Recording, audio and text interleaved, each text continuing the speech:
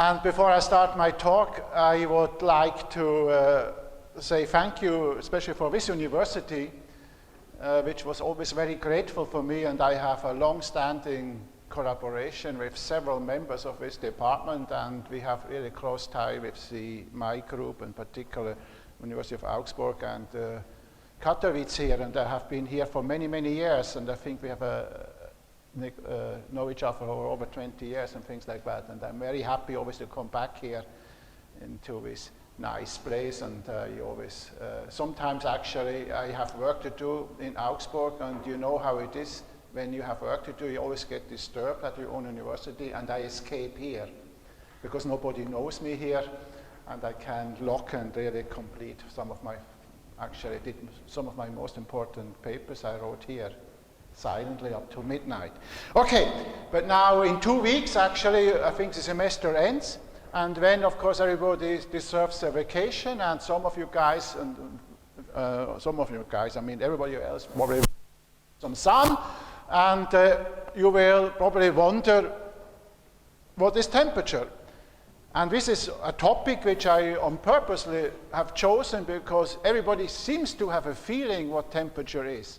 I'm going to delve a little bit in this concept, and you will see it's actually a very tricky business, and at the end I will tell you what is the main conclusions of this talk. The speaker does not know what temperature is. Okay, so why should he talk about? Let's now start. Of course, a little bit in history, the first thing you get acquainted with temperature because you think you can feel temperature. For example, you say on a hot day, oh, it's very hot, or in winter time it's really cold sometimes. I have been here many times in winter, it can be cold in Katowice. But typically this is actually not a temperature sensation what you have. Actually, you can make an experiment. You put, for example, your arm or your fingers into a little basket, into a bucket of warm to hot water, and when you have here cold water, and when you take this hand out, which was, for example, in your bathtub, in warm water, and put it in the cold, and when it doesn't feel cold, because you have a certain memory of sensation. And that tells you something very complicated. Obviously, sensation of what happens now in biology is not actually a temperature scale which you are sensitive with. There are actually ion channels and Brownian motors and all kinds of cells, and those cells actually are more sensitive to heat conduction. Okay, something actually you feel it's cold or hot has more to do with how fast the heat conduction takes place. And for example, on your tongue you have heat sensors and sensors for coldness and for warmness, which are all embedded in your tongue. And it's not really the temperature, it's more the conductance which actually makes those neurons fire. So actually this cannot be used as a good temperature scale.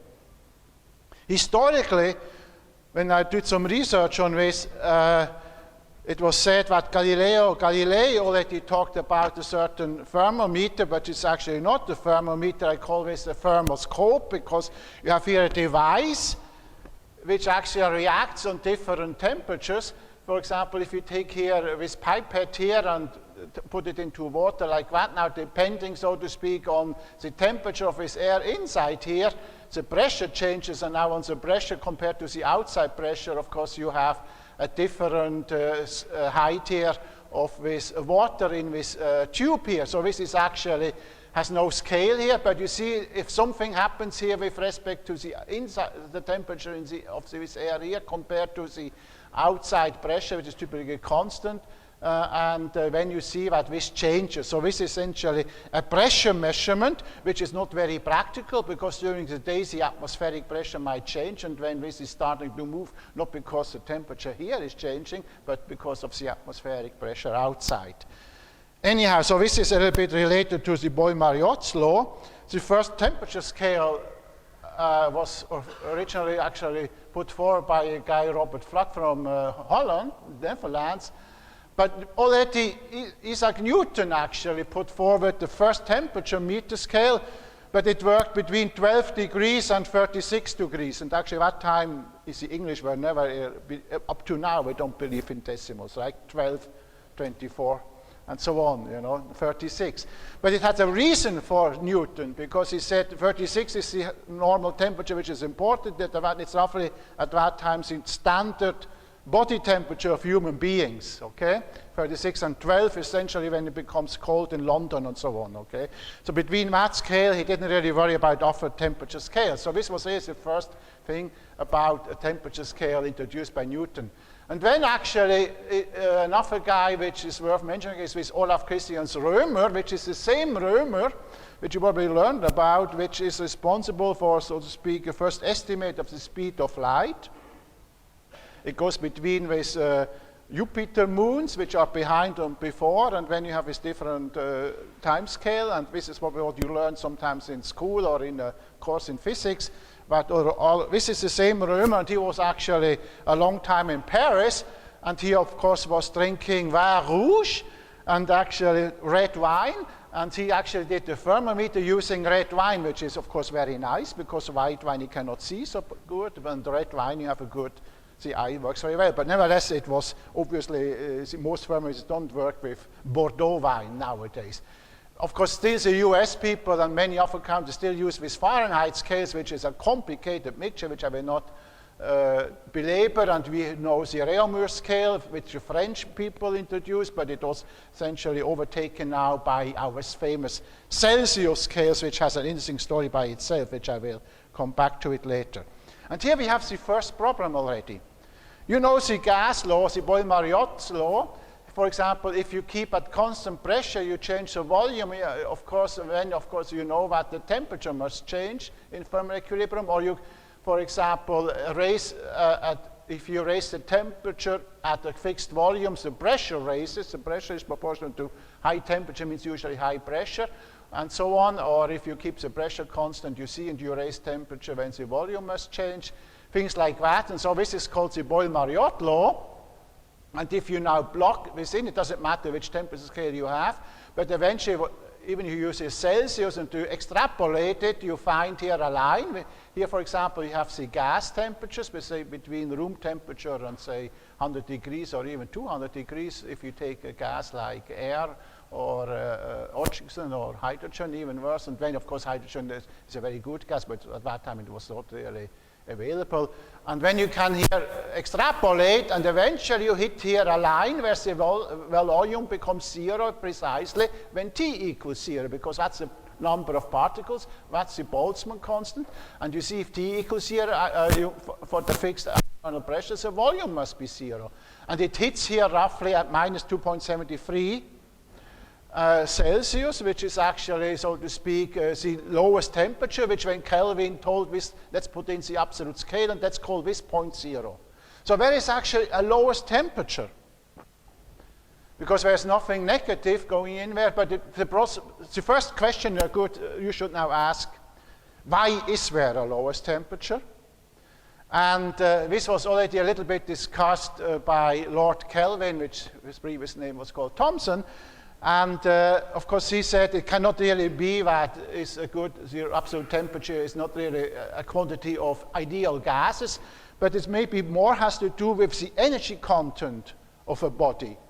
For example, if you cool down a piece of iron or whatever, or a piece of diamond, you cool it down and you have less energy content, so lowers the temperature, so less and less energy you have. That's already was a bit the feeling. At that time, of course, it didn't have quantum mechanics, but that was going in the right direction. So we can actually also, so to speak, a cold body has less overall energy, as you know, than a very hot body. And of course, in thermodynamics, we call this energy internal energy.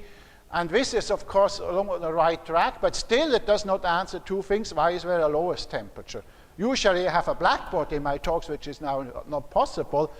But I tell you actually a little story. I had a tiler recently to my terrace. You know, a guy who puts all these nice plates, terrace plates and so on, the tiler, Fliesenleger in German. And he asked me when I came back, before he presented me the bill, he said, okay, you are a physics professor.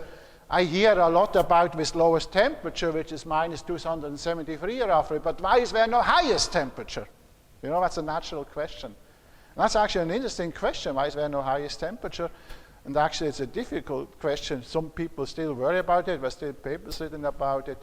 I give you the short answer. In thermodynamics, there is a priori no restriction to the upper scale of temperature. Some people say the highest temperature is a Planck temperature, but that's also not correct. And there are high energy physics people, I don't know if somebody is from high energy physics, and they say if every becomes, so to speak, free constituents, like also you have only neutrons and protons and electrons and so on, then at that you go to higher, if these particles are all free, it does not make sense to go to higher temperature, which is also not true because the quarks you cannot separate anyhow, as you know. So anyhow, so this is actually the clue, but the lowest temperature must be a lowest temperature, because if you, it's a consequence of the second law. Now I jump a little bit ahead. The Carnot efficiency is essentially given by the temperature difference over the highest temperature, so T hot minus T cold over T hot. And the efficiency is obviously the work you get out over the energy you put in. And efficiency is by definition less than 1. Now take that formula, hot minus cold over hot. Now the coldest temperature is 0, right? So you have hot minus 0 over hot is precisely 1. So if you have 2 baths, one at absolute 0, which you can never reach, third law, and then you would get efficiency 1 in a thermodynamic cycle.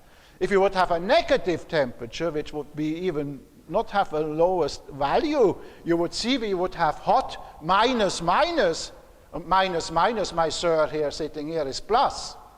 And then you get in a number which is larger than 1. That makes no sense. So you can have efficiencies bounded by less equal 1. So that's why you must have also a lowest temperature in order to be in consistence with the second law, which I will come back. Anyhow, we have that famous triple point, which essentially defines 0 temperature, so to speak, or in Celsius, which is a triple point of water, which is actually, see, there's a slight difference here between this 16 and the minus sign here. 15 is the absolute, in Celsius, that's the equal 0, and the triple point is, so to speak, at 0.01 degrees Celsius. So you see this is actually given by this 16 Kelvin.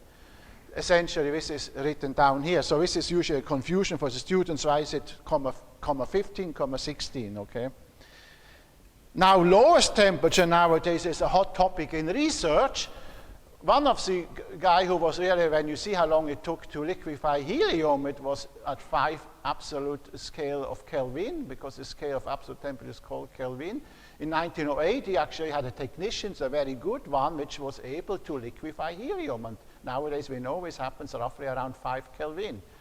Now, today's we have these cold atom gases, with clouds of atoms like rubidium and cesium and so on, especially rubidium. And they form, of course, now clustered together, and actually depending on the spin which this atom has, like rubidium is a boson. And when you get the Bose-Einstein condensates, and that was a very hot topic, and is one of the most lively topics studied today in all types of different contexts. Most of the solid state problems which cannot be solved can actually be analog simulated experimentally in optical lattices using cold atoms. So all the interacting problems, which some experts here from a physics department like Hubbard models and things like that, you can actually study such things now as a quantum simulator using, so to speak, cold atoms. And nowadays we have here 20 nanokelvins, such as a nano means 10 to minus 9. Some people claim they have a picokelvin even, which is 10 to minus 15, 1 over 10 to the 15. But these are, of course, a little bit dangerous numbers, because if you ask this guy, how did you actually put in there a thermometer? Nobody puts in there a thermometer, you know, picokelvins. It's usually an energy scale which they calculate or estimate. Typically what is done here is they look at the Maxwell distribution after the atoms become free, and the Maxwell distribution has a distribution which scales with temperature, with the Boltzmann factor, and they fit it to the Maxwell distribution. Now the problem is that in quantum mechanics, particles are never really obeying classical statistics totally correct. For example, a Maxwell distribution is not correct if the particle is not totally free. And that's actually a bit the problem. So that's a warning already that many scientists in astrophysics talk about temperatures, But what essentially we do, we calculate or estimate an energy scale, and then we divide it through the Boltzmann constant. And the Boltzmann constant times the temperature is an energy, and we talk about a temperature. But is this actually a correct way of specifying temperature? That I leave up to you for criticism or approval. Now here I just give you a comparison of where we roughly are with respect to what the different scales are. You see here, for example, in Kelvin, in Celsius and Fahrenheit. So you have to be a little bit acquainted, especially if you go now on a vacation trip into the west, into California, because in the US and you really have to know what is cold. If somebody says, oh, today we have 72 degrees Fahrenheit, so that's roughly a reasonable nice temperature, okay, of 27 Celsius. And if it says it's 32, you should not be 32. It's really cold in the States, okay? Anyhow, typical temperature values. By the way, I talk about temperature without saying what it is. But you see, this is somehow common knowledge. Nowadays, we give a scale for boiling of nitrogen or the temperature of the sun, which is, again, a theoretical estimate, is about 10 million degrees. And something which is interesting to know is when you go up in height, you know, if you climb a mountain, it becomes cooler and cooler and cooler up there. But if you go higher and higher, up to about, where is it now? Here's about 80 kilometers above the Earth's surface, up to 650, we have the so-called thermosphere. When up there, actually, if you measure temperature there, I will tell you how this is measured with radiation sources, you get 1,500 Kelvin, or Celsius actually, which is about 1,700 Kelvin. So this is pretty hot. And then the typical questions I get from people in the audience, which I will answer already now, how can it be, because that's just about the height where all the satellites are, the GPS satellites. How come they don't melt down at such high temperatures, okay? They would melt down if you put those satellites in such a high temperature, they would not function. Whatever, but now as you see, again, one has to be a physicist, one has to understand that temperature is not everything, it's something. Why does it not melt down? Because up there we have very few atoms and molecules. And what is really important for melting down is not just the temperature, it's actually the heat flux. And heat flux is heat conduction. So if I hit my friend here who talked too long with his introduction with molecules of 10,000 degrees, he will not melt down. If I put him only each day such a molecule on the shoulder here, right? It's not enough molecules per unit time. The flux of hot molecules is just too low to kill my friend here. That's why, of course, nothing melts down up there. The GPS satellites are stable. So the temperature alone does not mean that you melt. Now, one of the fundamental units, here having a physics audience meter, goes back to Planck, Max Planck, and this was actually done in a paper about a year and a half before that paper was written on the quantization of the oscillator, before he introduced really, he quantized energy, you know, with famous blackbody radiation law. And of course, at that time it was known the speed of light, the gravitational constant was known, the Goulot force constant, the epsilon was known, and the Boltzmann constant was known as the gas constant. Essentially, the gas constant was known, and roughly a good estimate for the Avogadro number was also known. And look, this guy Planck actually introduced here this scale, which was actually called not h bar, but it was called B in 1899, little b. And without having anything to do with quantum mechanics. And giving those scales, he now defined dimensionless temperatures. He made several combinations, not with, of course, we have a dimensions, and he formed here the Planck temperature, which is a combination of those fundamental constants, which everybody agrees should not change in time. With the Planck length, where all the interaction forces are probably the same. That's where, so to speak, the Big Bang happens. The highest mass is the Planck mass, Planck time, and there's also the Planck temperature. And you see it was never really used in normal textbooks because it's an incredible high value of 10 to the 32 Kelvin. By the way, these scales were forgotten, just to give you some anecdotes, and were rediscovered by Wheeler in the late 40s, 50s. And when somebody remembered, there was this paper also by Planck and so on. And actually Planck was very proud of this work, which was published in the, so to speak, in the Akademie, the König Preußischen Akademie, die Preußische Akademie, at that time it was called in German. And you see here in English translation, these necessarily retain their meaning, I mean these Planck units, for all times and for all civilization, even extraterrestrial. This is really what he wrote, you know, and non-human ones, whatever that means, and can therefore be designated as natural units, Planck 1899. Now, a good student would ask, how the hell does he introduce this constant B, which is Planck constants nowadays, which he needed. You see, everywhere you see here with H bar, also actually with little b here in his original nomenclature. And this is really, was for me a little bit the puzzle. But what happened is Planck was always interested, so to speak, in radiation laws, and he knew at that time the so-called Wien's law. And Wien's law is a law which tells you about the limit of the blackbody radiation formula, which was the stumbling block to have an explanation for, because he had this classical explanation, which was the Rayleigh regime. If you remember in your introductory course in quantum mechanics, you have the low frequency regime, which can be explained classically with electrodynamics. And then we have this funny regime, which is experimentally known as the Wien law, at very high frequencies.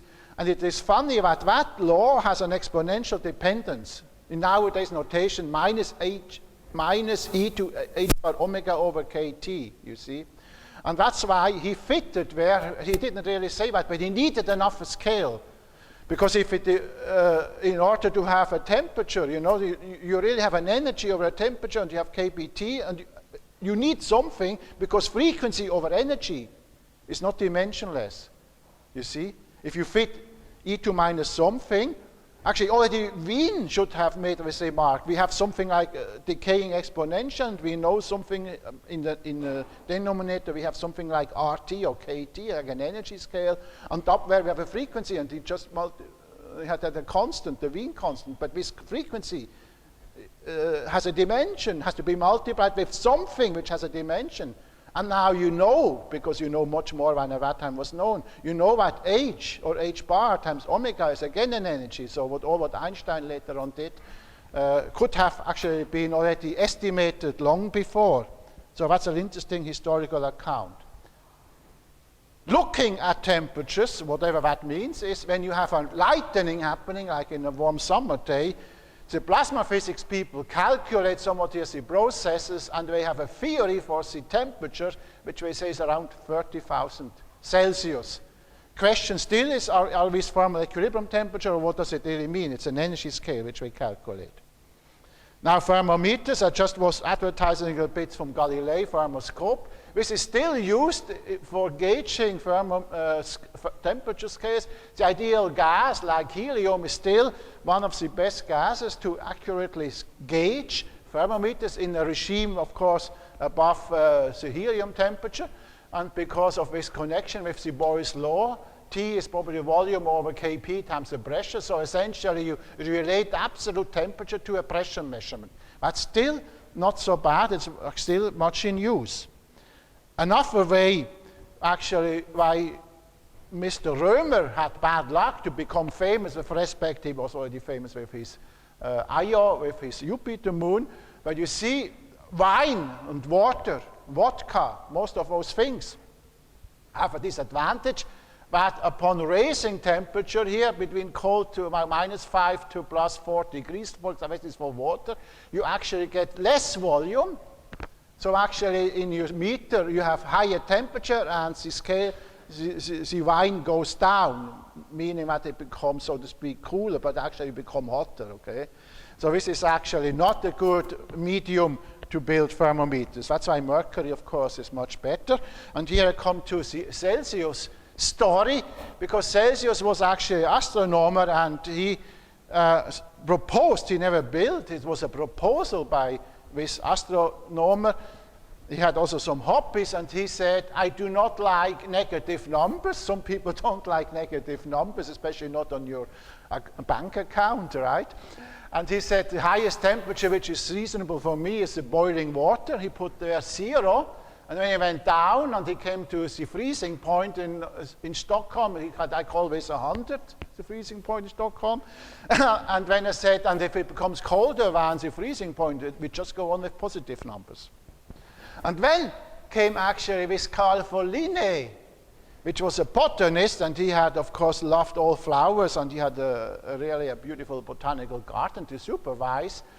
And he worked in Uppsala, and he realized that his beautiful flowers die around 0, around 100, so to speak. And when he just saw that proposal of Celsius, and he just changed the scale, he called 100 0, and he called 0 100.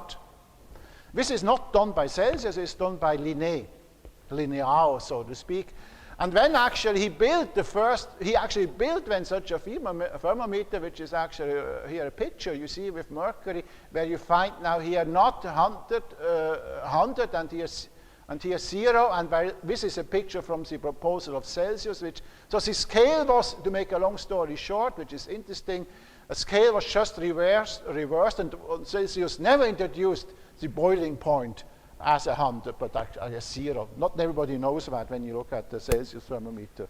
So anyhow, this is how the story goes.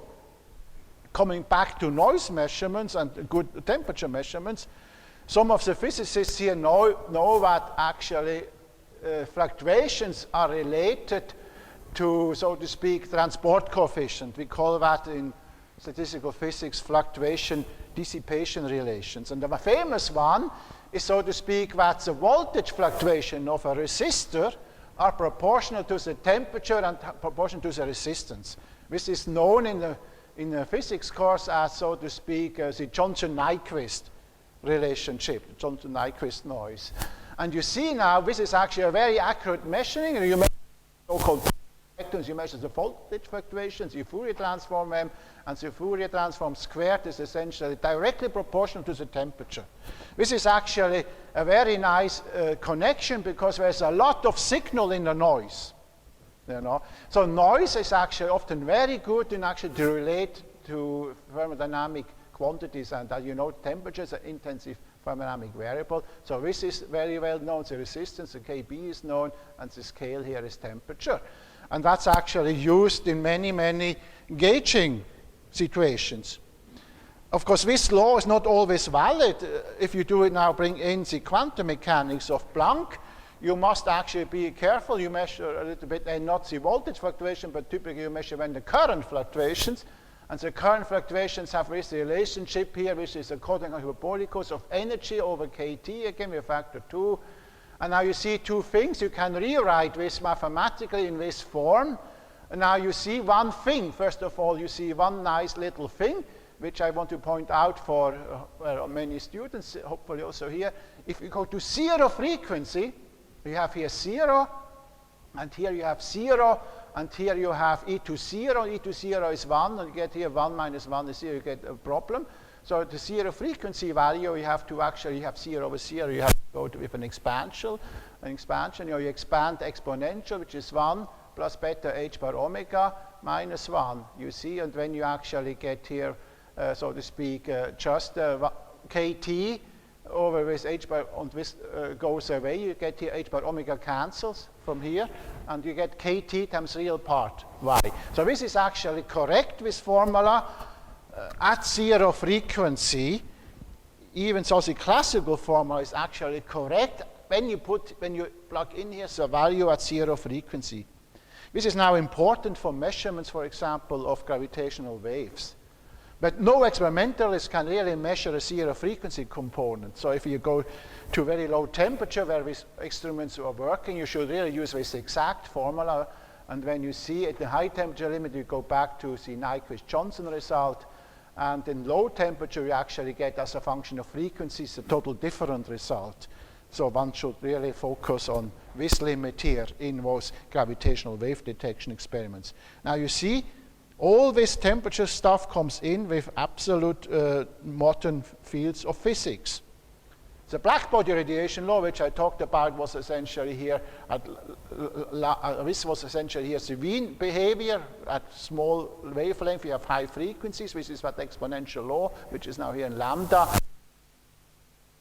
The famous black body radiation formula, which you probably heard about or saw somehow, from which you can derive the Stefan Boltzmann law. And this is actually also used to measure very high temperatures, because you take you look at the radiation, the energy distribution as a function of the wavelength, and you fit it to the Planck's radiation law in your rest frame, and when you actually have here, you see you get a measurement for T. And this is still one of the best ways to measure temperatures from very hot bodies. For example, astrophysics people estimate from spectral data the temperatures of stars like that.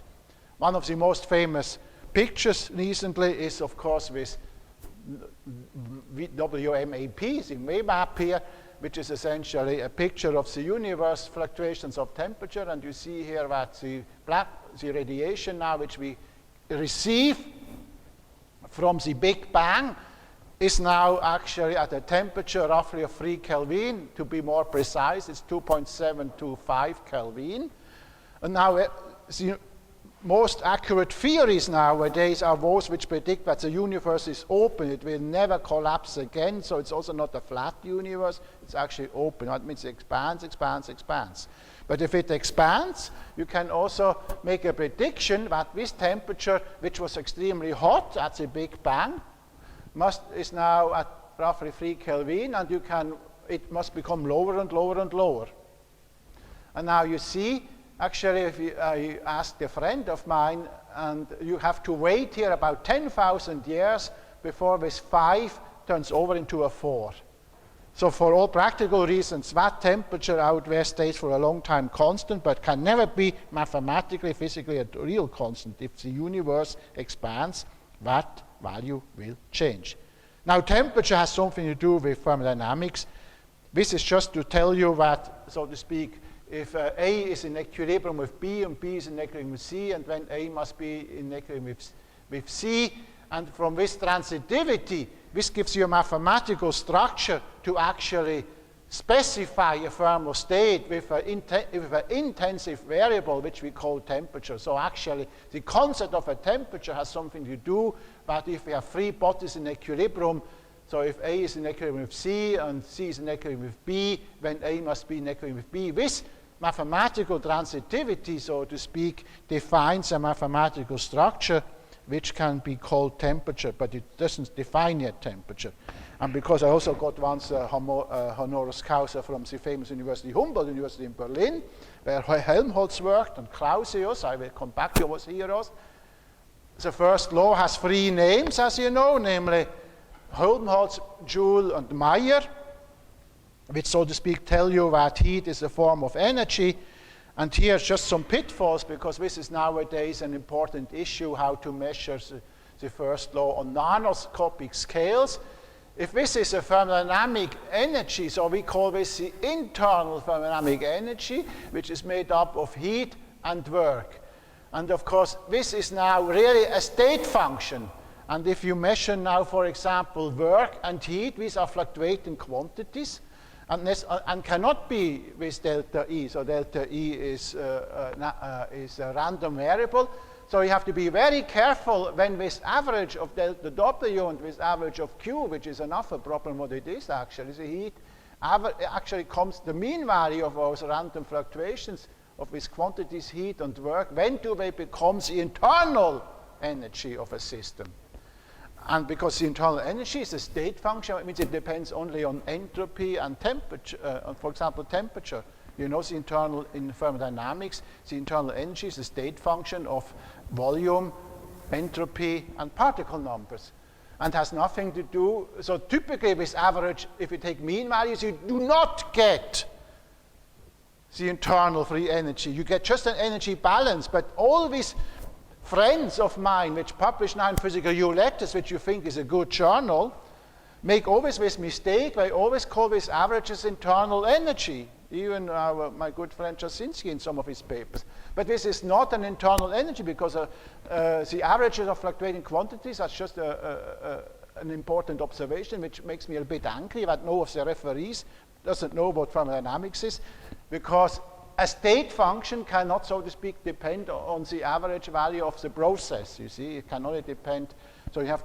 So this is another issue which is giving rise to some, unfortunately, wrong statements. Still, the papers are correct, but in between they contain totally wrong statements. The second law is even worse. What I read about the second law makes me turn up sometimes, because already Clausius has been in 1865 realized that if you do things very slowly, and what is called reversible means that you can do slowly forward and slowly backward, and at each point you have a thermal equilibrium state, you can define the reversible heat change as temperature times ds. He calls this factor here T. So he says essentially there's a factor so that the entropy change is the heat over this factor, which we call temperature, so delta Q, which is not a state function, over T becomes, so to speak, a state function ds. And that's a heroic observation. And he actually was very careful in stating this law. I will come back to that. And another way of the Kelvin form, I will not have time to go into it. For example, one of the consequences of the second law is that you cannot drive an engine using only one heat bath in a cyclic manner. It's again wrong. Just recently we had talks, 25 years of Europhysics letters, and one of those guys, you know him from Hasselt, says that you can get no work out at a constant temperature. That's wrong. You can always get work at a constant temperature, because if you expand the gas at constant temperature, you can really get work out. What is important, this is typically what happens, with professors. If you go back to the literature 100 years ago, they put it right? They said you cannot get work out, for example, Kelvin, in a cyclic manner out from one heat bath. If you have a hot pool, you can put up a fan and you can do some work. But later on, all these professors say, oh, we have to make it simpler for the student, we have to make it simpler, and then we leave out conditions. And then all of a sudden, very important statements become really more wrong and more wrong. That's just a side remark which has to do more with education. So essentially, in order to have a heat engine working like here with this three-cylinder engine, or four-cylinder engine, you read at least two different temperatures. Because I'm so picky about this, almost in each thermodynamic book, I never found a thermodynamic book, so shall it be Landau-Lifshitz, shall it be Callan, which is not totally free of mistakes. You must understand that when I was teaching this course, I always was making mistakes too, but I learn and I admit that I say things wrong. And I might still not be totally on top of everything, but I do know what I'm teaching over the last 25 years by just copying sentences from books that typically are also not correct, for example. But I have no blackboard to tell you really what I mean. But what Clausius already said correctly is if you have a state, which is a thermal equilibrium state at volume V1 and temperature T1, and it goes somehow to another thermal equilibrium state which has volume V2 and temperature T2 by either having here a reversible path or some irreversible path, then he says, so to speak, that this difference, because this is now a state function, the thermodynamic equilibrium state, and here is the thermal equilibrium state, so you can define entropy here, and you can define entropy here. And this, so to speak, he says that this difference is larger or equal the heat exchange along this path or along this path, so to speak. And if you go along this path, it's definitely larger than this heat exchange along this irreversible path. Now, some people usually say that entropy always increases. You see, that is not true. This is somehow a misconception, because this difference here of this entropy minus this entropy can be positive or negative, because this integral here can have any value. In order for this to be really positive, this is true and always only true if delta Q is always 0. So what is usually forgotten when people say, oh, entropy is always increasing. That's not correct. You have to say entropy is increasing always under the condition that the system, which can be open, interacting with an environment, is heat isolated. Okay? This word heat isolated sometimes is forgotten to say in the modern textbook.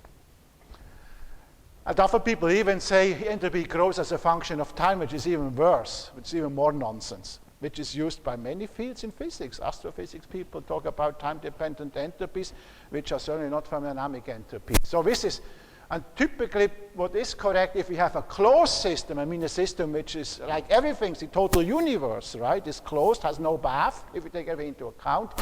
When in closed systems you have no bath, you cannot exchange heat, when delta Q is by definition, so closed is when by definition heat isolated. But if you have a system in interaction with a bath, you must say entropy always is larger or equals 0 for if the change is done under the condition that the system is always heat isolated. And that sometimes is forgotten to say. The third law I will leave out because this is a little bit a favorite. I have no time to go into it. I switch a little bit to forward. Now, the only way to really measure heat via thermodynamic state function is you do heat reversible. Okay, delta Q reversible is when T delta S. So if you measure entropy times temperature, that is never the non-equilibrium heat, but it's only the reversible heat. So in order to measure, for example, now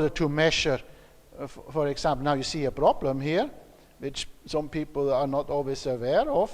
Where was mine? If in order to measure, for example, let me go back to the first law. In order to measure, this is correct here, this is the change of thermodynamic energy, which we call the internal energy, is made up of reversible heat and is made up of reversible work. So minus P delta V is only for reversible work changes, quasi-static and then forward and backward. Otherwise, you're not allowed to write the first law as a thermodynamic change in energy in this form.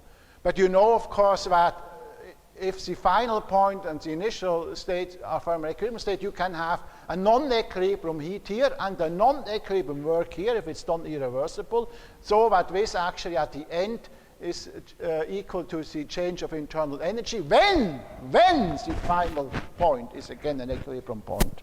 Okay? But when this is non-equilibrium heat, you see what you have to measure is you have to measure the non-equilibrium work, and somehow, which is difficult, you have to measure delta E, which is a state function, and when this term minus this work, whatever it is, if it's not of this form, that defines you something which you can call irreversible heat.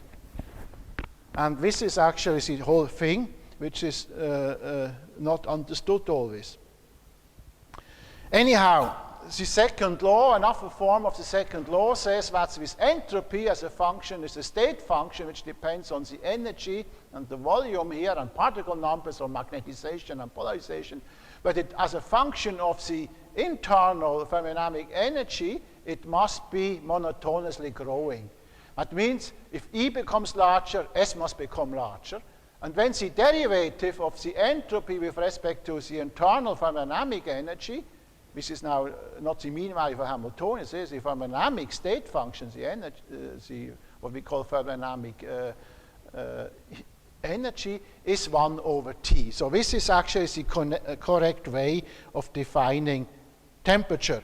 And this you can relate, this goes back to Boltzmann, you can relate this, so to speak, to the entropy in phase space, telling you a little bit the measure of how many microstates you have in a gas here or in a gas here, and you combine them, and then thermodynamics must be additive, so the number of states must be multiplicative, and when Boltzmann already guessed, he didn't really write it down explicitly, but you have to take the ln of his phase volume, and this is the Boltzmann of Planck entropy, because actually Planck put down this formula with the Kb. Actually, Boltzmann never wrote down this formula, but of course he knew what it means because he didn't introduce the Boltzmann constant. The Boltzmann constant is introduced by Planck, but that's how it goes sometimes in science, you know. The second one gets a name, the first one does not get the name. And then, of course, in thermal equilibrium, of course, you can define via the law I told you before, Ts over dE gives you the temperature, which is equal if the system is in equilibrium with another one. Nowadays, of course, we do a lot of physical simulations. We have very large computers, And many people define the temperature by measuring the internal energy, for example, the kinetic energy, which has a p squared, here p squared over 2m. And when you know that using the real theorem is a result of classical statistical mechanics, this must be proportional to kt over a half. So each kinetic degree of freedom gives you kt over half. But unfortunately, this is true only classical. What is usually not stated, this derivation you always find in a course, and all the professors use here classical statistical mechanics. This result does not hold, for example, for what I wrote down previously for the harmonic oscillator in a quantum regime. So you cannot write down, for example, the vibrational energy is not kT. Just remember this complicated expression which I had previously.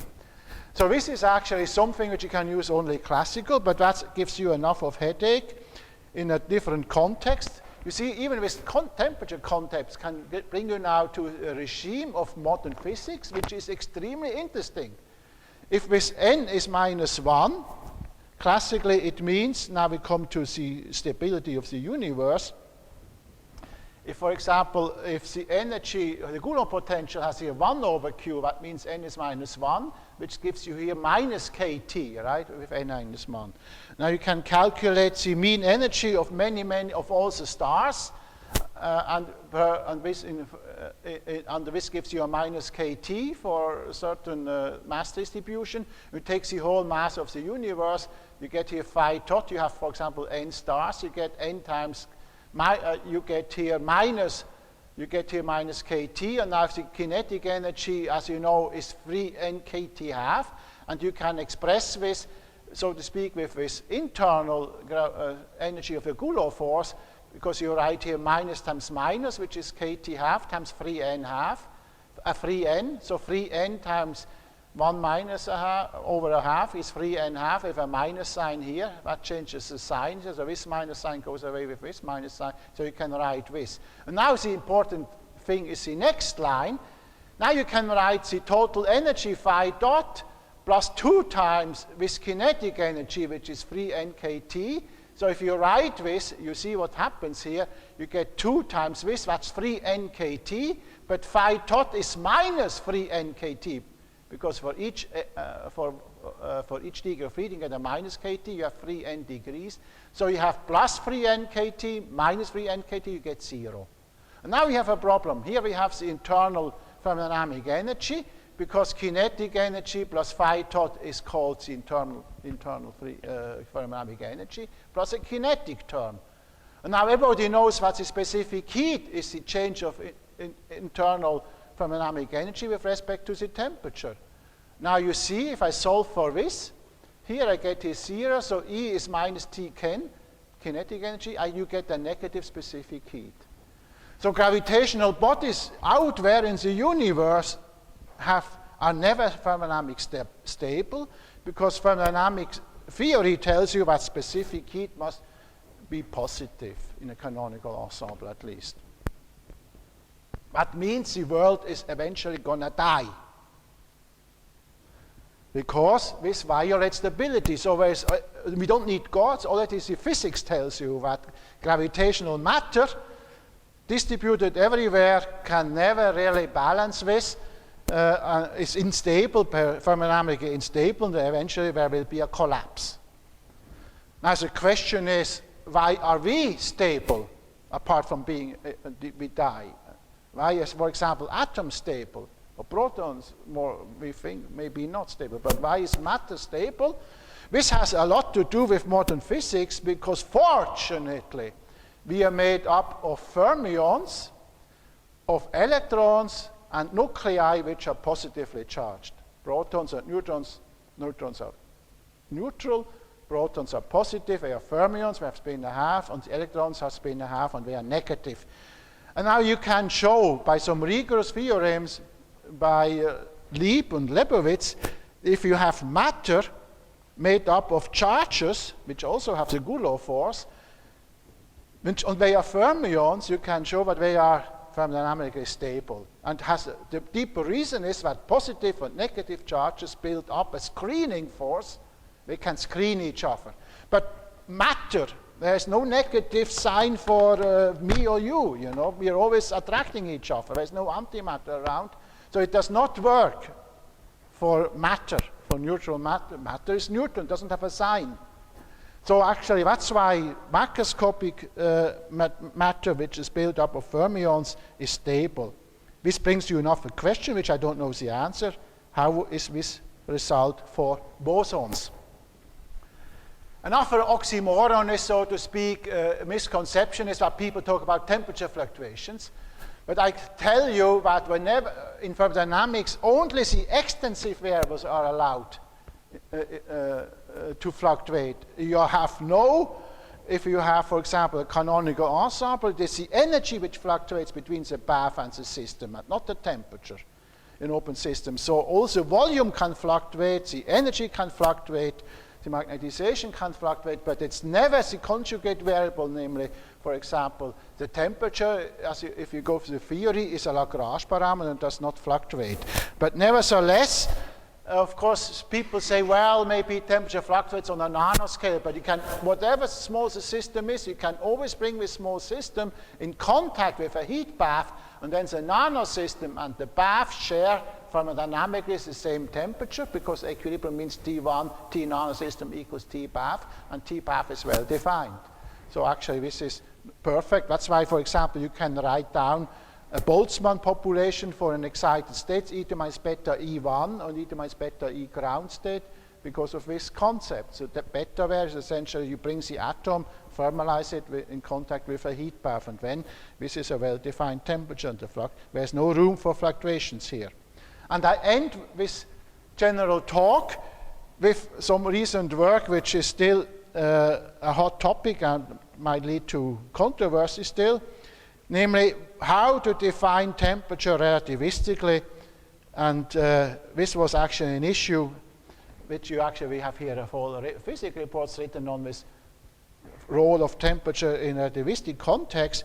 And here is why I thought about that. Any student should actually stop the teacher, because everybody knows this Maxwell distribution, right? But on the other hand, at the same course, in the mechanics course, they tell you that there's a maximum speed, which is the speed of light. Now you see what happens here. There's a maximum speed, and this has non-zero values everywhere. So even for velocities which are larger than the speed of light, mathematically this is not zero. A Gaussian goes to plus infinity. So something is wrong. This distribution cannot be right. What is its distribution relativistically? First question. Another thing has to do with distribution of diffusion. Normal diffusion tells you that you have, for example, you start out sharp, and when the profile, concentration broadens in a Gaussian manner, so you get here, for example, a Gaussian profile for the distribution, or in a probability language, if you use the Fokker-Planck equation, you get here a broadening of the initial condition, which has here this Gaussian broadening. But again, we have a problem, because you find here, for example, concentration values or probability values at places in space c which are larger than ct, which are larger than the length, speed of light times time. Whereas this is nowhere really mathematically exactly zero, and there have been always theories around. We say, well, we know mathematically that nothing can be out there because it cannot go beyond the light cone. It cannot go faster than light, so the probability must be somehow zero. But all the theories have here fronts, the historical theories. And now fronts is also bad, because fronts means you have infinite kinetic energy in there. I have no time to show you that, but something is wrong. But we solved this problem, I'll just tell you the truth. We have found that this famous unit distribution, which was proposed in 1911, because there are many papers which say, everybody agrees here that here, instead of the classical kinetic energy, you have to use here, so to speak, a relativistic expression, but people disagree about the prefactor here. In this form, we have here no energy dependence. There are many other laws around which claim that must be here a prefactor which depends on this energy here. And we can show with simulations which are done on a one-dimensional line, because when we have rigorous collision laws, remember momentum conservation and energy conservation, And on a line, it's only possible to do this on a line because 2 point particles have a collision. And when you can really use those collision law relativistically, in 2 dimension and in 3 dimension, we never meet 2 points. And then you would have to make an area law around it, and you have to make additional assumptions, so that cannot be done reasonably and rigorously. But on the lines, the 2 particles must collide, and using now this collision, these are non-interacting particles, except from collisions. And you know that it is impossible to do now finite interaction in a many-body system.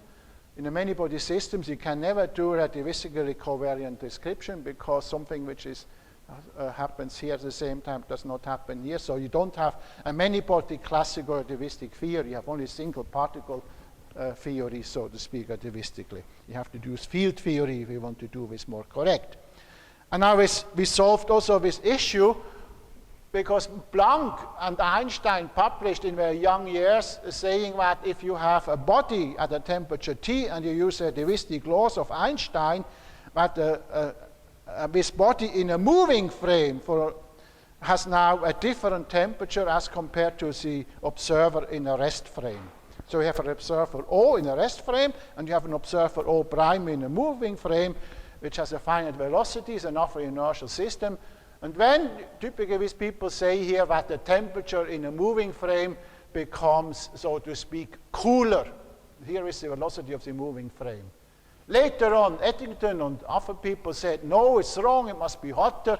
Other people say, no, the temperature stays the same in both inertial frames. So this controversy goes on and goes on and goes on and goes on over 100 years. Finally, we settled the issue. All these papers are actually correct because these are famous people. They don't make mathematical mistakes. So what's going on here? Who is right? As a matter of fact, as an anecdote, Laue wrote a paper in 1943 saying that, so to speak, that the moving body has a cooler temperature. And when the old Einstein wrote back to Max Laue a letter, saying, how can you actually say something stupid as this, that the moving body has a cooler temperature? Laue wrote back, well, is it not you who say so in 1907, 08? He referred to, gave him the source, the citation. And then Mr. Einstein never wrote back. And he was quiet ever since on this issue. But he obviously had some feeling that something cannot be totally right. Nowadays, we think we disentangled this problem. In all those theories, actually, these famous people use either isochronous event in different space for location of events in space, say, x1 at a different space location x2, and they use that the time does not change. It's always either the isochronous time in the rest frame or the isochronous time in the moving frame. But that can never be true. This is actually a famous mistake goes throughout the whole textbooks sometimes on relativistic Boltzmann equation. If something happens here at time here at my friend Jurek Lučka at time, say 0 now and here, and you are sitting over here, and I define this event as x2 and the time capital T, but we say it's isochronous, so your time and your time is the same. Now I go to a moving frame, and the same event will be x prime, and you have a capital X prime over here, but now the times are not the same. And most people treat these variables x and t just like random variables. And so this is now, if you say that this is the same event, that's wrong, because now in absolute space-time, we have here, because of a different space, he has a different time. What was equal is non-equal here. And that's why we defined now thermodynamics along light cones or inside light cones, because you always need a certain time to get the signal from something. And this is a new relativistic thermodynamics which solves all these famous controversies of those famous people. And this is our Nature paper of 2 years ago, where we actually did all this. I have no time to go into it, but I just, do I have here the reference? Maybe it comes in, yeah, here it is actually. In this paper we solve all this, and we find a new effect, so to speak, namely that a moving a gas which is at rest in a resting frame appears to be moving for an observer which is not in the origin in a moving frame. And this, of course, is coming out of his new relativistic theories. And this is like, it assumes an apparent drift. So this is actually something which we predict should eventually be measurable. It's a very small effect if you plug in numbers. So it's a little bit something like a Lorentz contraction effect, you know, but it's actually a little bit different and more deep than that. And so to speak, we have to take this into account if you make measurements, which we call photographic thermodynamics. Things which are, so to speak, not moving appear to be moving if you're not in the center of your inertial frame. This is an important side result of this new theory. Having said all that, I like to let you go. This is just an explanation. I will leave out negative temperatures, which are just non-equilibrium states. So what you should go out here today is take where x exists, first of all, an absolute temperature, and there is an absolute lowest temperature, which we call 0. So there is a lowest temperature, T equals 0, and there is no upper limit to temperature. That's some thermodynamic laws. Okay? So remember, T equals 0 is essentially consequence of the second law, and there's no law which forbids T infinity thermodynamically. Another thing is that the entropy is a state function and is growing as a function of energy, and actually it's a concave function. It's not growing like that. I had no time to say it's actually a concave function which goes like that. So the curvature is like that and not like that. T, the temperature never fluctuates. A canonical temperature or even a microcanonical temperature fluctuates makes for me no sense. At least I stick to this. And to be careful, using, so to speak, kinetic energies and relate them to temperature is true classically, but is not true on a quantum scale if you have quantum effects taking place in the kinetic energy. So you have that's a warning, so to speak. And temperature does not change in our relativistic thermometer. And the best way to, there is nothing like, so to speak, hotter and cooler temperature if you go to relativistic theories. And this theory, which is called photographic, is now the first stepping stone to build thermodynamics for general relativity. This is for special relativity, and this is now the building block to go into general relativity. So this is bringing you to the, so to speak, the frontier of research. And here I would like to pause, and I take some questions on issues on temperatures. And you see the temperature concept has to do with stability of matter, right? I told you about this problem of gravitational, the gravitational matter distribution is never thermodynamically stable, the tearing stuff. And here we go. And you can now essentially, maybe you're totally confused what is temperature, but you see this concept of temperature brings you from old results to the very forefront of nowadays research. There are still open problems to solve.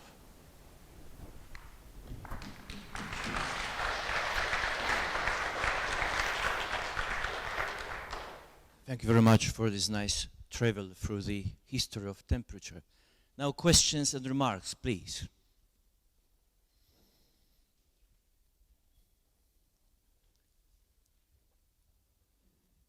Everybody understood everything. If you understood it, you have not understood it. Professor Uchka, Jurek, please. Because I don't understand. Yeah. In the book by Feynman, it is written that thermodynamics is rather technical. It is not science now. It is rather a polytechnical science. So what is your opinion about this point of view of Feynman? Well, Feynman has said many correct things, but none of his heroes has said everything correctly. I gave you examples like Planck, Einstein, and so on. You know, always few people have maybe something. I do not quite understand why Feynman brings in thermodynamics as a technical science, because it was actually Einstein who said the contrary. He said thermodynamics is the only theory which will survive all future theories. Thermodynamics will stay correct in presence or without quantum mechanics, with gravitation, general relativity, and even now we don't have a theory for quantum gravity, but thermodynamics, the laws of thermodynamics, 0, first, second, And third law, which I had not time to go into detail, will always have to stay true, because otherwise you can show that you get deep contradictions with other laws. So if you make a little change in one of the thermodynamic laws, quantum mechanics is not correct. Quantum mechanics will not have a Schrödinger equation. If you would change the second law, you can build up all such things. But the point of view of Feynman is rather the more fundamental theory is statistical physics.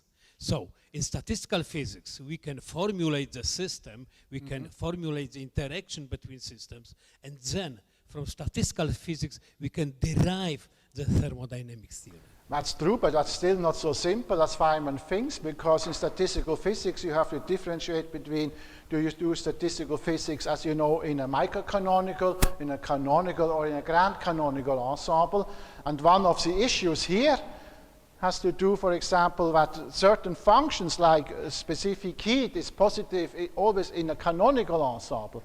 But if you do now microcanonical calculation for few particles, you can easily get negative temperatures, and you get not always correct, you get convex functions for S, and you get really, for example, in microcanonical, you get results which are not compatible with canonical theory. So you have to be careful.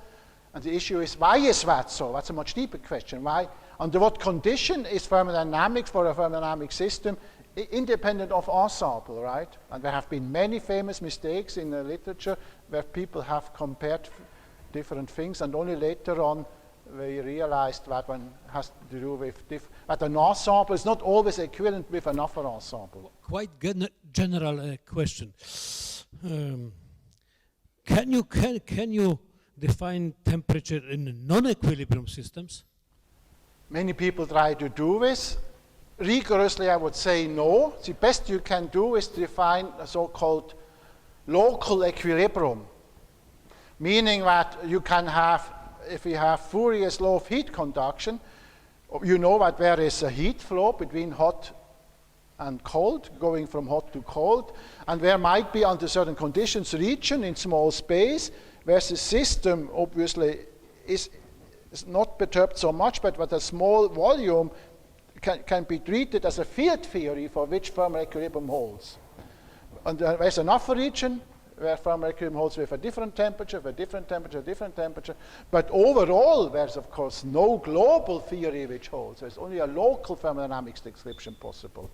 This leads to the entropy production, things like that. So, but in principle, it is a lot of nonsense nowadays, which has to do that people always talk about entropy, but they have all kinds of, they only talk about their own definition of entropy, which is in almost all cases not thermodynamic entropy. A good example, which we just came across recently, is that Shannon entropy, which is information entropy, is only under certain conditions equal to the thermodynamic entropy.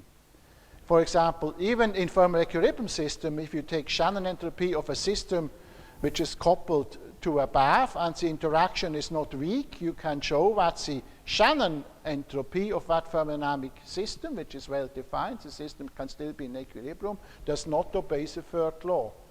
It is only the entropy which I call the actually the Feynman entropy, so to speak. In this case, he did the pioneering work, which is correct. But Shannon entropy would give you the wrong, would be a contradiction with the law, with the third law of thermodynamics.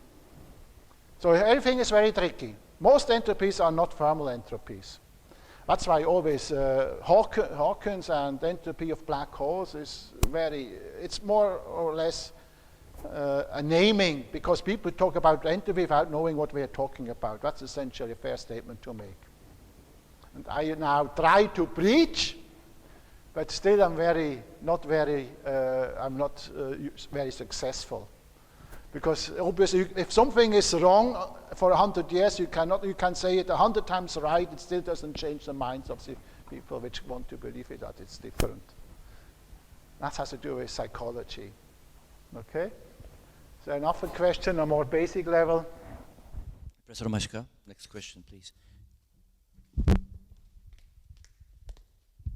What about small systems? Can you define temperature for systems consisting of, for example, a few hundred atoms?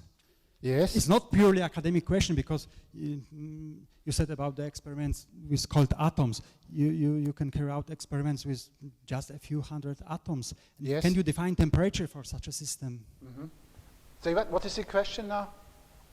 Can you define temperature for a system consisting of, let's say, a few hundred atoms? Yeah, this is now the issue of a few hundred atoms in a universe which do not interact with an environment is a microcanonical ensemble, right? And in order to define a temperature which is actually giving you no problems, I come back to my little box here. You have to take this nanosystem and treat it, so to speak, that in real world you never have really with 100 atoms totally isolated from the universe. There's always sometimes even radiative interactions, and eventually they will thermalize within a canonical sense, and when you have a well-defined temperature.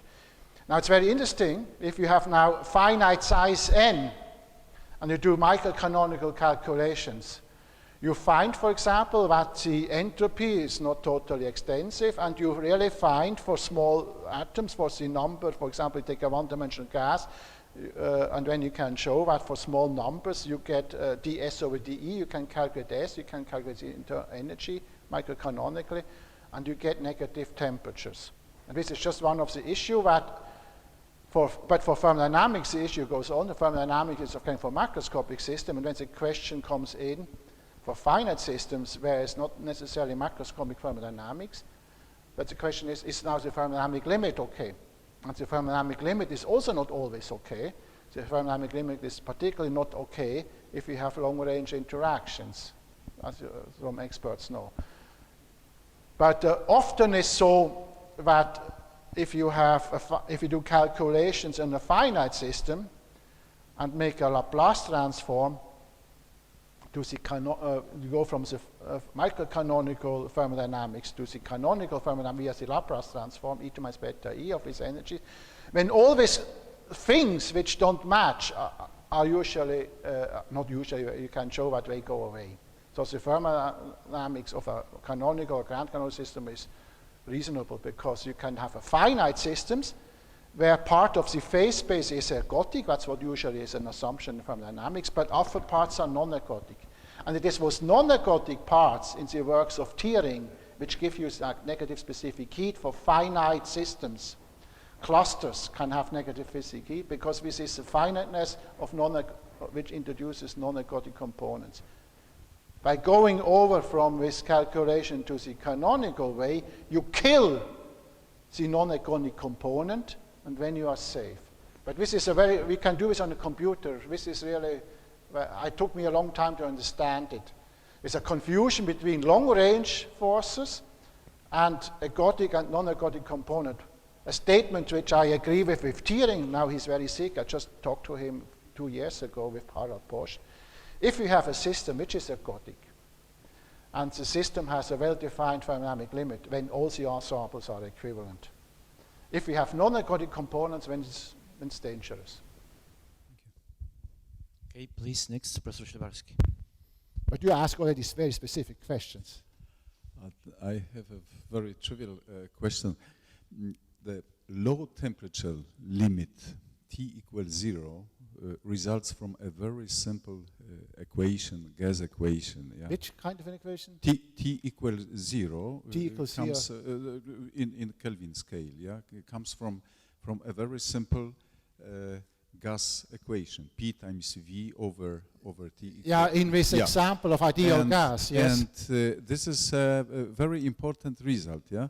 And often important results it comes from a very simple theoretical models. And would you comment now to explain the properties of, for example, strongly correlated systems? Doesn't matter which systems it is.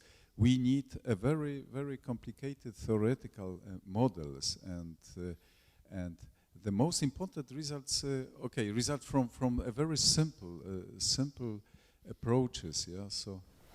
Okay, I do not quite understand the question in full, but it's true that a real system, which is not an ideal gas, that's why I come back to this picture of where Kelvin was thinking along this line a little bit, right? Take now a solid state body, which can have correlated matter or not. And some people say, well, this comes back to the issue, what is T equals 0? And most experimentalists say, you are one of them, right? Yes. 0 temperature, the energy is, there's no energy there, right? Yep. Which is total nonsense, because when you don't believe in 0-point energy, right? Because there's a lot of energy left.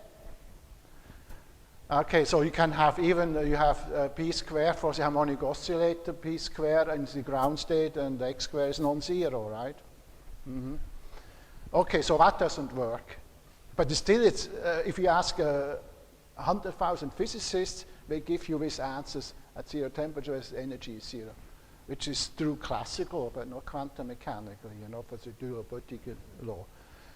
And the issue, of course, at low temperature is, of course, everything is fine, and actually the law which is very sensitive to this regime of low temperature is the third law, which I had no time to talk about. The third law is something which I actually discussed with Leckert once, which I overwent, because you remember the third law says something about the entropy at T equals 0, right?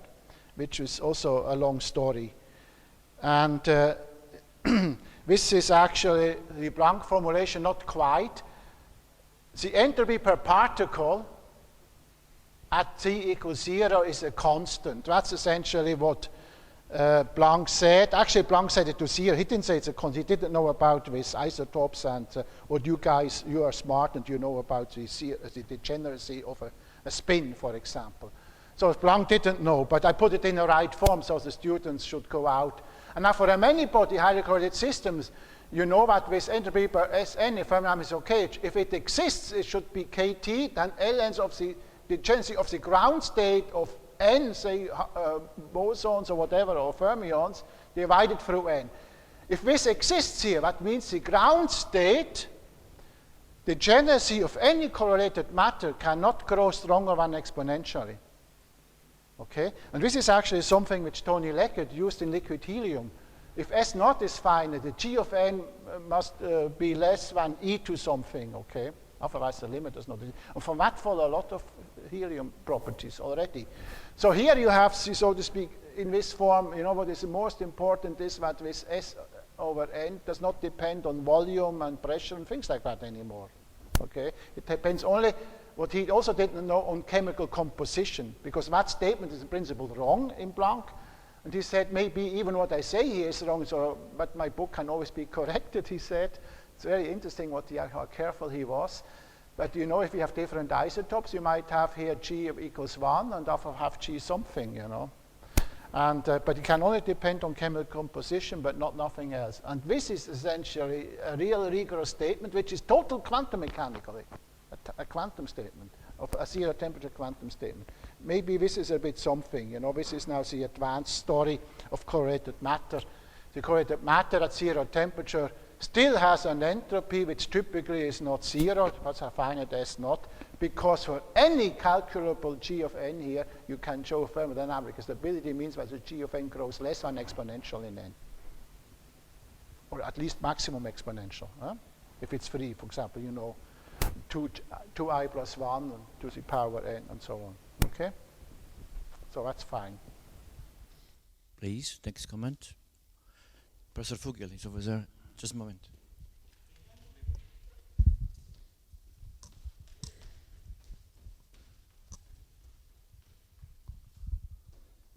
In many books, we can find the explanation that the temperature is a mean kinetic energy per molecule in an ideal gas. What about, is there any generalization of such a definition for the interacting particles? Well, for interacting particles, if you look at the kinetic energy, that's not a problem. So that book is a bit a strange book. I have not read such books, but I think maybe it's not quite in this way you state it. Let me go back to my virial theorem here. You see, what's the, in classical physics, by the way, that's the first thing people should say in that book, that's as long as when no quantum effects enter, when the thermodynamic temperature is equal to the kinetic energy, and for this EI here, if this is now the kinetic energy, this would be EI kinetic, right? And EI kinetic is when KT over N, and now even for interacting systems, the kinetic part is a sum P1 squared over 2M1 to P2 squared over 2M2. The interaction is in Q. Okay? So the reaction here is here, but that is not a problem, because here you look only at the kinetic energy of momentum, and the momentum does not interact. If you would have a system with generalized masses, but in most Hamiltonians, you write down a many-body Hamiltonian. You never write down, unless you are a strange physicist from, I don't say where, not from Katowice. Did you ever write down P squared over 2M of x? Most people don't put in there a spatial dependence. In mechanics, of course, you go to Kelvin coordinates, right? And with constraints, and when you get kinetic energies, which read mu ij of q times q dot I qj dot. In this form, you're not allowed to use the virial theorem. You have to go back to the Cartesian coordinates, okay, when everything is fine. So just this is just a nice example how a professor says something correct, and the student wants to generalize it. After making curvilinear transformation, he gets a kinetic energy which is still quadratic in q dots, but has a spatial mass, you know, and then he is not allowed to do so. This is why here m is constant. That's why it's true for many particle, for any interacting systems. Okay. Usually you have okay. Another issue is with with electromagnetic fields, but when you come work, if you would P minus A is a different story, yeah? But I don't want to enter this. In presence of a magnetic field, what I said is not correct, even classically. I would like to understand everything. Does it mean that in all what you said is that temperature is anyway something which describes something average? Can you repeat again your question so I have time to think about the answer? Does it mean that temperature always describe something which is averaged? Well, thermodynamics definitely are average quantities, right? And also this stuff here. Yes, the whole thermodynamics has no fluctuations, in principle, apart from extensive fluctuations, right? And only and temperature is certainly an intensive quantity, and in thermodynamics, intensive quantities are Lagrange parameters. In that sense, it is always an average thing. That's why I don't talk about temperature of a single atom unless it's put up in a setup where I let this atom fixtiously, at least over an infinite long time, interact with the vacuum fluctuations, at least, you know, which are always around. At least those are always around with a bath. In that sense, of course, if you introduce a bath, it's always an average quantity. That's correct. So the last question. You are the theorist, and you told me I am experimentalist. So please tell me how to measure precisely the temperature. The precise, you have to measure temperature. Well, that's of course a question for metrology, right? How to measure, the best way to measure temperature. That depends on the situation, right? And there is, of course, each measurement of temperature is related to an error. And high temperatures are usually best measured with fluctuations analysis of the noise. You measure noise spectra. That's certainly the most safest way to do it. Especially, that's also temperature which we hear in astrophysics. For example, a supernova is about temperature of 10 to the 9 Kelvin. That's usually from models or from spectral analysis, and things like that. And very low temperatures, of course, we have these gas thermometers of helium to very low temperatures, and later on one has to make entropy measurements and talk about, for example, you have to use different laws. One of course, one of the Boltzmann law is one of the best way. If you, the Stefan Boltzmann law, T to the 4, is one of the best way, so to speak, to measure temperature from at all temperatures, because it's true for fermions and for bosons. Doesn't change. The statistics changes, but not the T to the 4 float does not change. It's true for bosons and fermions. How to measure is another issue, right? If you can measure. If you can measure such things, yeah. But in principle, I think the cleanest way is to really go via the, nowadays, via the blackbody radiation, but it's too complicated to measure. People in cold atoms, they just measure kinetic energy. But actually, I know from discussions, from conferences, that the atoms are never free. First of all, the atoms are located in the cell, which is very small. So if the wavelength is larger than the cell radius, the p square is not a free particle because it fills the walls. So already this number cannot be totally correct to all digits. And in addition, we always need a confining potential. We only switch the curvature between a strong confinement and a very flat confinement. So the p square of the rubidium atoms are never really totally free, if they are honest, okay? Most of the stuff, if you read in Nature, they never give you numbers, but they don't tell you how they were measured. You always have to ask, what does this number mean? How did you measure it? Typically, temperature is always related to an energy scale. And the biggest issue which I wanted to hear is how to differentiate between work and heat. That's a question which I expect from a smart or a naive person, yeah? How to differentiate between what is work and what is heat. That's actually... So maybe we'll stop at this my question. next talk. In next year I will come. Yeah.